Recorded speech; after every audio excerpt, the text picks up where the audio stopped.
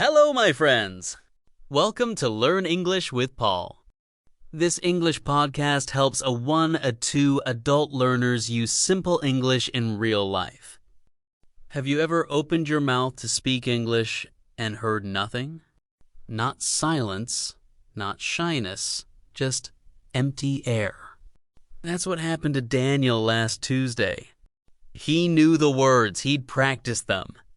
But when the server smiled and said, "Welcome, what can I get you?" his throat closed. His English didn't leave him, it just paused. And that's okay, really. Today, we'll walk through that pause with real language, real kindness, and zero pressure. This isn't about sounding like a native speaker. It's about being understood and understanding others without fear. It's about using English as a bridge, not a test. A bridge made of simple words, clear intention, and warm tone. You don't need perfect grammar to say please or thank you. You don't need flawless pronunciation to ask for water or to smile while doing it. Your voice matters, even if it shakes a little. Because every time you speak, you're practicing courage, not just language. And courage grows in tiny, repeated acts. Ordering coffee, asking for directions, saying, "I'm not sure, could you repeat that?" So let's begin not at the top of the mountain, but right where you are. With breath, with patience, with kindness for yourself. Because learning English isn't about fixing yourself, it's about connecting. And connection starts with one gentle sentence. Let's find yours together. Daniel works at a small design studio in Portland. Maya started last Monday. She's friendly and calm.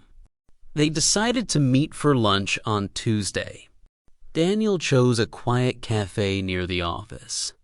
He looked at the menu online the night before. He even wrote down 3 phrases he wanted to use. But walking in, his heart beat faster. The door chimed. The smell of coffee filled the air. Maya waved from a corner table. Daniel smiled, then froze. The server came over. Her name tag said Lena. "Hi there. Table for 2?" she asked. Daniel nodded. His mouth felt dry. "Could we have a table for 2, please?" he finally said. Lena smiled. "Of course, right this way." That first phrase worked. Simple, polite, real. At the table, Maya opened her menu. "What do you recommend?" Daniel asked. He didn't say what is good or what tastes nice. Recommend means say what is best or most popular. Lena said, "Our grilled chicken sandwich is very popular." Daniel pointed, "Could I have this without onions?" Without means not with, like coffee without sugar. Lena nodded. "No problem, I'll tell the kitchen." Later, the food arrived. Maya got her salad, Daniel got a burger. But Daniel's burger had onions on top. He took a breath, then said softly, "I think this is not what I ordered." He didn't say this is wrong or you made a mistake. He used "I think" gentle and honest. Lena said, "Oh, I'm sorry, let me fix that right away." She brought a new burger in 3 minutes. Daniel thanked her. Maya smiled. No big drama. After lunch, Daniel said, "Could we have the bill, please?"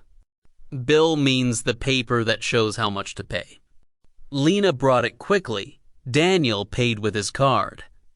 Walking out, he felt lighter. Not because everything was perfect, but because he spoke up kindly. And yes, he laughed when he saw his own note, "Don't forget, no onions." Turns out he forgot to give it to Lena, but that's okay. Real life isn't about perfect English. It's about trying clearly and kindly. Back at the office, Maya said, "That was really nice. You made it easy to talk." Daniel blinked. Me? Yeah, she said. You asked questions, you listened, you smiled. That's how conversations start. He realized he hadn't just ordered food. He'd built trust in under 30 minutes. Later that week, he passed Lena on the street. She waved, he waved back, and said, "Hi, Lena." She smiled and said, "Hi, Daniel. How's the no-onion life?" They both laughed, a real warm laugh. That small moment reminded him, language isn't just words, it's shared humanity. And sometimes the bravest thing you can do is say exactly what you mean in simple, kind English. Let's look at 5 short phrases that help Daniel. They're not magic, they're tools, like a spoon or a napkin. First, could we have a table for 2, please? Could we is polite. Please makes it kind. Second, what do you recommend? It's easier and more natural than what is good. Third, could I have this without onions? Without means not with. Try it. Tea without milk. Fourth, I think this is not what I ordered. It's honest but soft. It gives space for a fix. Fifth, could we have the bill, please? Bill equals the paper with the total price. You can also say check. Same meaning, same politeness. Notice all 5 start with could or I think. That's no accident. These words soften your request. Like adding butter to toast. Not required, but nicer. Also, no grammar tests. No should have or would be. Just clear, kind, and useful English. These phrases work because they focus on action, not perfection. They turn anxiety into invitation. Could we? Invites cooperation. What do you recommend? Invites expertise, not judgment. Without onions is specific, not vague like less onions or maybe no onions. I think centers your experience, not blame. And could we have the bill ends the meal with grace, not urgency. Each phrase is a small act of respect for the server, for yourself, for the moment. You don't need to memorize them all at once. Pick one, use it next time, notice how it feels. Then add another, slowly, gently. Language grows like a plant, not with force, but with light, water, and time. Now, let's practice together. Repeat after me slowly. Could we have a table for 2, please? What do you recommend? Could I have this without onions? I think this is not what I ordered. Could we have the bill, please? Great. One more time. This time, pause after each phrase. Could we have a table for 2, please? What do you recommend? Could I have this without onions? I think this is not what I ordered. Could we have the bill, please? You did it, and you sounded calm. That matters. Remember, you don't need perfect pronunciation. You need clear intention and kindness in your voice. Even if you say bill like bill, people will understand. And if you forget a word, just point, smile, say please. That's often enough. Try shadowing now. Listen, then say it at the same time, like singing along. Don't worry about matching speed, match rhythm, match warmth. Say it like you're offering kindness, not proving knowledge.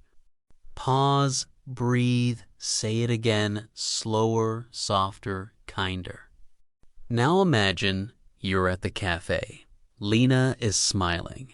You say, "Could we have a table for 2, please?" Feel your shoulders drop. Feel your voice steady. That feeling, that's confidence. Not loud, but grounded.